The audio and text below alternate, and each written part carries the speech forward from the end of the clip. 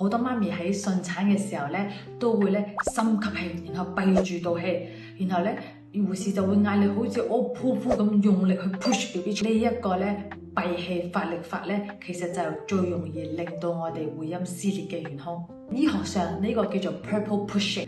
當我哋面紅耳赤咁谷住道氣，咁咧我哋個盆底肌咧就會瞬間受好大嘅張力。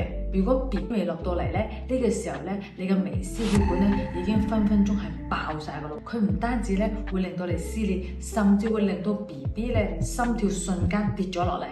想生得快又唔想撕裂嘅話咧，我哋可以咧學習一個叫 J 型呼吸法，亦都係好多外國嘅助產士推崇。做法好簡單嘅，生 BB 嘅時候咧，你要想像一下我哋個肚咧係一個氣球咁，幫佢吹脹晒佢吸氣，然後唔好閉氣。記住，你推 BB 出嚟嘅時候，好似個 J 字咁由上而下咁推落去，而唔係死谷啊！如果你都想學習呢個 J 型嘅呼吸法，同埋亦都想 check 自己嘅順產機率有幾高，歡迎留言順產，我會 share 條 link 俾你哋。